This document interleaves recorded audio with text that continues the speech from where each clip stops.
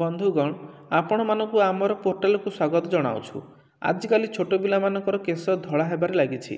यार मुख्य कारण होछि शरीर में विटामिन अभाव एवं मार्केट रे मिलुथिबा केमिकल युक्त शैम्पूर व्यवहार करने द्वारा एभली समस्या देखा जाउछि। आज आम आपण मानक एभली एक चमत्कार उपाय विषय कहबू जार प्रयोग करने द्वारा आपणकर केश झड़ा चुट्टी पाची जावा भली समस्या खूब शीघ्र दूर हो जिवो। एही प्राकृतिक घरोई उपचार को प्रस्तुत करने प्रथमे आपण को कला जीरार आवश्यकता रही। कला जीरा आम केश पई बहुत लाभकारी अटे। 2 चामच कला जीरा एवं 4 रु 5टी लवंग नियंतु।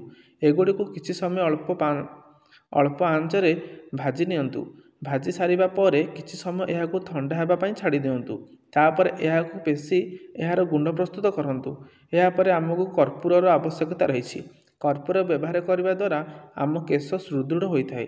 सेहीपरि कर्पूर को मध्य भल भाव गुंड कर नियंतु। अन्य एक पात्र रे नड़िया तेल नहीं यहाकू हल्का गरम कर नियंतु। तापर यहाकू ठंडा करी एतिरे पेशी थिबा कला जीरा लवंग और कर्पूरर गुंड को मिसांतु।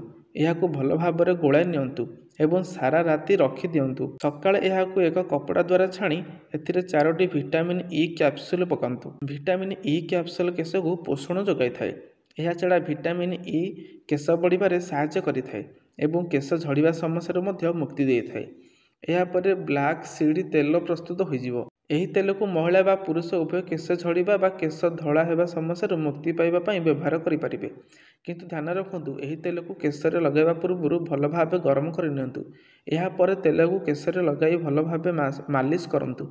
एही तेल को राति रे लगाई सकाळे केश धोई दियंतु। तेबे सांग माने जदि आम लेखाटी आपको भल लगिला ताले आम सहित जोड़ी हो रहंतु एवं आम चैनल को सब्सक्राइब करी पाखरे थिबा बेल आइकन को दबाइए।